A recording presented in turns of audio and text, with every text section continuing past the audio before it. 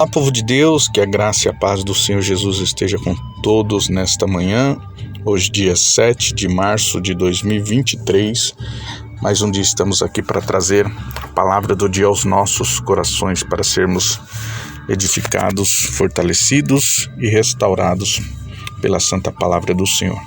Deus abençoe seu dia, o Senhor te proteja, te livre de todo mal, você e sua família. Hoje estaremos lendo capítulo de Samuel, 2 Samuel, capítulo 12, do versículo 1 até o versículo 31, que está escrito assim: Natã, o profeta, repreende a Davi. E o Senhor enviou Natã a Davi, e entrando ele a Davi, disse-lhe: Havia numa cidade 2 homens, um rico e um pobre. O rico tinha muitíssimas ovelhas e vacas, mas o pobre não tinha coisa nenhuma, senão uma pequena cordeira que comprara e criara. E ela havia crescido com ele e com seus filhos igualmente. Do seu bocado comia e do seu copo bebia. E dormia em seu regaço e a tinha como filha. E vindo um viajante ao homem rico, deixou este de tomar das suas ovelhas e das suas vacas para guisar para o viajante que viera a ele, e tomou a cordeira do homem pobre e a preparou para o homem que viera com ele. Então o furor de Davi se acendeu em grande maneira contra aquele homem e disse a Natã: Vive o Senhor, que digno de morte é o homem que fez isso. E pela cordeira tornará a dar o quadruplicado, porque fez tal coisa e porque não se compadeceu. Então disse Natã a Davi: Tu és este homem. Assim diz o Senhor, Deus de Israel: Eu te ungi rei sobre Israel, e eu te livrei das mãos de Saul. E eu te dei a casa de teu senhor e as mulheres de teu senhor em teu seio, e também te dei a casa de Israel e de Judá. E se isto é pouco, mais te acrescentaria tais e tais coisas. Porque, pois, desprezaste a palavra do Senhor, fazendo mal diante dos seus olhos? A Urias, o heteu, feriste a espada, e a sua mulher tomaste por mulher, e a ele mataste com a espada dos filhos de Amon. Agora, pois, não se apartará a espada jamais da tua casa, porquanto me desprezaste e tomaste a mulher de Urias, o heteu, para que te seja por mulher. Assim diz o Senhor: Eis que suscitarei da tua mesma casa o mal sobre ti, e tomarei tuas mulheres perante os teus olhos, e darei ao teu próximo, o qual se deitará com as tuas mulheres perante este sol. Porque tu o fizeste em oculto, mas eu farei este negócio perante todo Israel e perante o sol. Então disse Davi a Natã: Pequei contra o Senhor.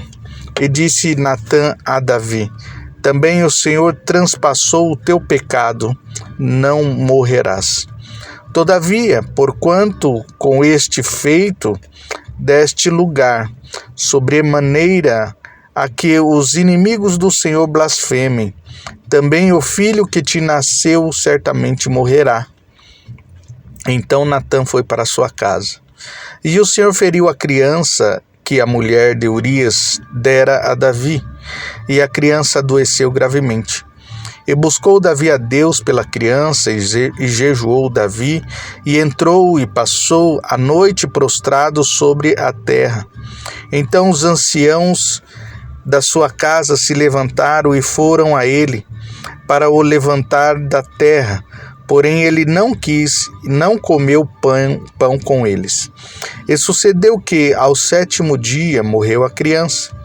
E tomaria os servos de Davi, e dize-lhes que a criança era morta, porque diziam: Eis que, sendo a criança ainda viva, lhes falávamos, porém não dava ouvidos à nossa voz. Como, pois, lhe diremos que a criança é morta? Porque mais mal lhe viria. Viu, porém, Davi que os seus servos falavam baixo, e entendeu que a criança estava morta. Pelo que disse Davi a seus servos: É morta a criança? E eles disseram: É morta. Então Davi se levantou da terra, se lavou, e se ungiu, e mudou as suas vestes, e entrou na casa do Senhor, e adorou. Então veio à sua casa e pediu pão, e lhe puseram pão, e comeu. E disseram-lhe os seus servos: Que é isto que fizeste? Pela criança viva jejuaste e choraste, porém depois que morreu a criança, te levantaste e comeste pão? E disse ele: Vivendo ainda a criança, jejuei, chorei, porque dizia: Quem sabe se o Senhor compadecerá de mim, viva a criança. Porém agora que é morta, por que jejuaria eu agora? Poderei eu fazê-la voltar? Eu irei a ela, porém ela não voltará a mim. Então consolou Davi a Betseba, sua mulher, e entrou, se deitou com ela, e teve um filho, e chamou seu nome de Salomão. E o Senhor o amou, e o enviou pela mão do profeta Natã, e este chamou o seu nome Gedias, por amor ao Senhor. Davi conquista Rabá, verso 26. Entretanto pelejou Joabe contra Rabá, os filhos de Amon, e tomou a cidade real. Então mandou Joabe mensageiros a Davi e disse: Pelejei contra Rabá e também tomei a cidade das águas. Ajunta, pois, agora o resto do povo e cerca a cidade, toma, para que, tomando eu a cidade, não se aclame sobre ela o meu nome. Então ajuntou Davi a todo o povo e marchou para Rabá e pelejou contra ela e a tomou. E tirou a coroa da cabeça do rei, cujo peso era de 1 talento de ouro, e havia nela pedras preciosas. E foi posta sobre a cabeça de Davi, e da cidade levou muito grande despojo. E trazendo o povo que havia nela, o pôs às serras e às talhadeiras de ferro, e aos machos de ferro, e os machados de ferro, e os fez passar por forno de tijolos. E assim fez a todas as cidades dos filhos de Amon. E voltou Davi e todo o povo para Jerusalém. Amém? Continuação praticamente do mesmo assunto que foi tratado pela pastora Maria, do capítulo 11, onde Davi cometeu adultério e homicídio. E naturalmente, como foi falado também pela pastora Maria, veio a consequência, né? O próprio Deus falou através do profeta Natã: Você pensa que eu não estou vendo o que você anda fazendo, Davi? Tipo assim, para que Davi pudesse entender que nada ficar oculto aos olhos do Senhor. E olha que interessante, Deus falou para Davi: por causa desta situação, o que você fez em oculto, eu vou fazer com que aquilo que as suas mulheres vão fazer, que é te trair também, seja feito ao sol, quer dizer, de dia, não escondido, para todo mundo ver. E o Senhor também fala que mal virá sobre a sua casa, virá sobre ti. Então, as consequências deste pecado, desta situação que Davi acabou pecando com as suas próprias mãos, foram muito graves. Então, não assuma situações ou não assuma circunstâncias desnecessárias, porque as consequências são graves. Nós temos que entender que temos um Deus que contempla todas as coisas. O mais oculto pensamento do coração ele pode contemplar.